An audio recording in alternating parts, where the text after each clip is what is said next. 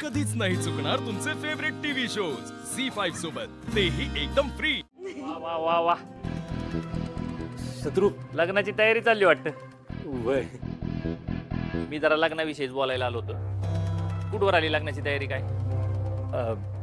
चांगली चालली. हे बघा दाजी, तुम्हाला काही जरी मदत लागली ना तरी आम्हाला सांगा. वय ए छत्री, हा ते सूर्याच्या आहे ना सतत संपर्कात राहा. हो. हे बघा, लग्न अगदी धुमधडाक्यात झालं पाहिजे. आमच्या परीने जेवढं होतंय ना तेवढं आम्ही नक्कीच करू. मी काय म्हणत होतो, आपली एक 1000 लोक तरी असतील हा आपल्या बाजूने. त्यामुळे हॉल आहे ना मोठाच बुक केला पाहिजे. तुम्ही नवरदेवाच्या एंट्रीला फुलाचं डेकोरेशन कंपल्सरी झालंच पाहिजे. आणि ते काय गेटवर एंट्रीला 2 बायका सेंट मारायला ठेवा बरं का. देवदर्शनाला जाताना सनई चौघडे वाजलेच पाहिजे. संध्याकाळी वारतीला डॉल्बी वाजलाच पाहिजे म्हणून सांगतो ना. घोडा चांगलाच घोडा पाहिजे. बरं, संध्याकाळी संगीत आणि रिसेप्शन या 2 गोष्टी झाल्याच पाहिजे. कुठला मुद्दा राहिला छत्री? हा, जेवणाचा. ते कसं आहे, जेवणामध्ये Punjabi, Chinese, south Indian 3 dishes. अजून काय जमलं तर थोडंफार वेगळं कराच मी म्हणतो. जेवणानंतर आईस्क्रीम कन्फर्म पाहिजे म्हणजे पाहिजे. मुंबईला आहे ना एका मोठ्या दुकानात बस्ता बांधायचा. 50,000ची पैठणी घेऊ तिला. नवरी कशी अशी उठून दिसली पाहिजे का नाही शालू मध्ये. छत्री, हा टोटल किती हिशोब होतोय बघ जरा. साधारणपणे जास्त नाही 18 लाख झाले.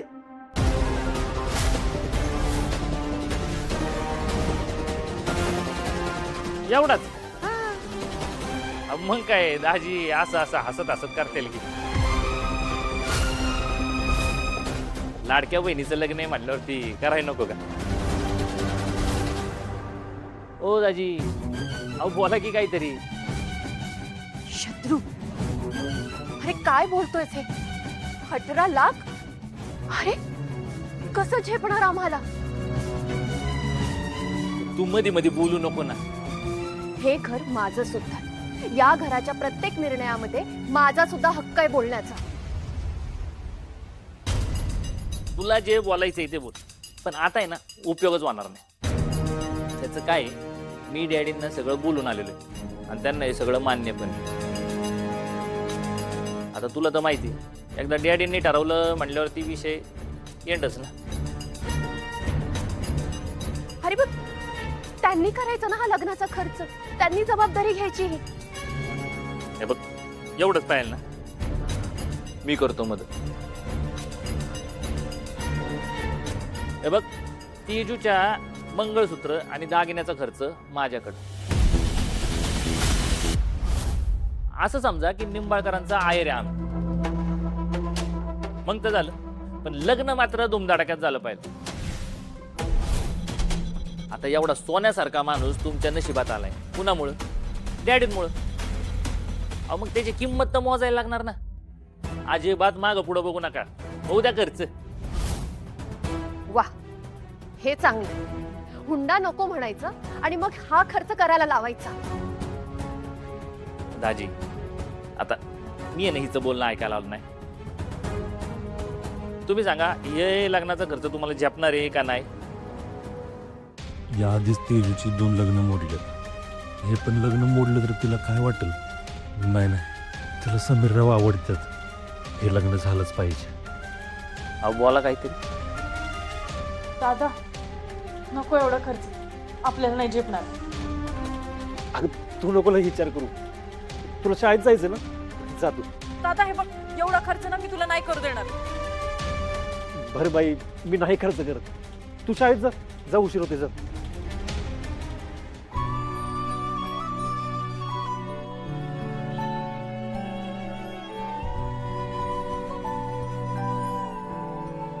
हे बघा दाजी, तुमची खरंच इच्छा नाही का पाहुण्यांचा मानपान करायची?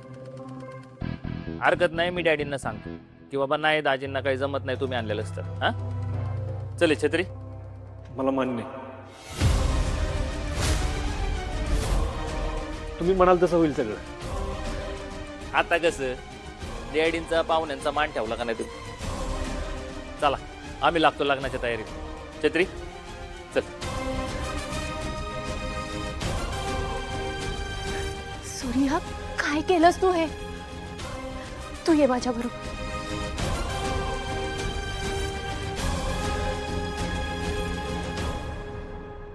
सूर्या तुला काय झालंय?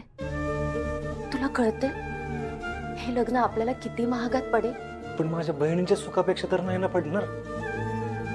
समीरराव किती मोठे माणूस आहेत. त्यांचं लग्न पण थाटामाटात झालं पाहिजे, नाहीतर ते बरं नाही दिसणार. त्यांना जर त्यांचं स्टेटस जपायचंय तर त्यांनी जपावं. आपल्यावर हे बर्डन का?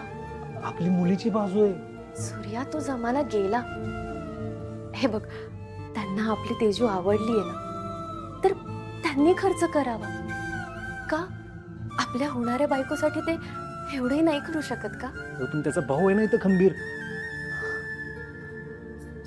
सूर्या, हे सगळं तू कसं मॅनेज करणार आहेस याचा विचार जरी कर. तुला एक नाही 4-4 बहिणी आहेत. त्यांच्या लग्नासाठी तू कुठून आणणार आहेस पैसे? ते नाही माहित मला. तवाचा तवा बघता येईल. पण आत्ता माझ्या बहिणीचं लग्न ना ते पैशामुळे नाही मोडू शकत. अरे मोडलं तर मोडू दे. आपल्या तेजूसाठी अजून चांगला नवरा मिळेल बघ.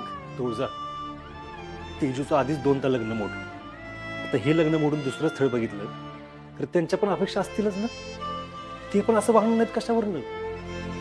आणि मी फक्त माझ्या डोळ्यांनी माझ्या बहिणीचं लग्न मोडताना बघत राहू का?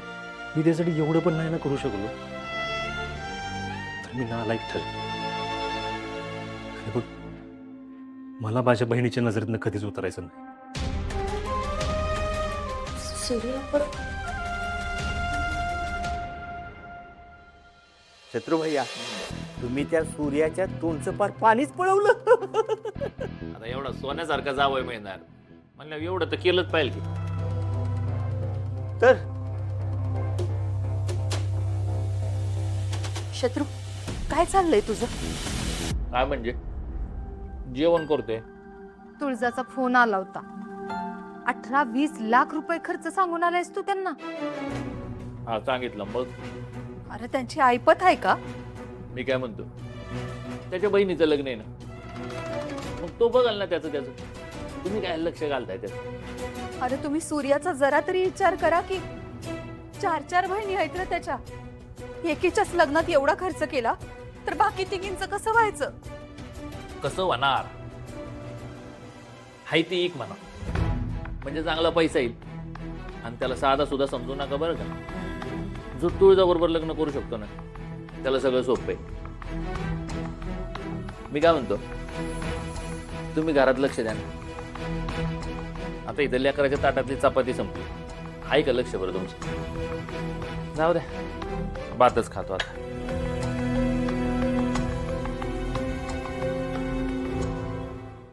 झी 5 ॲप डाउनलोड करा आणि पहा सर्व एपिसोड्स एकदम फ्री.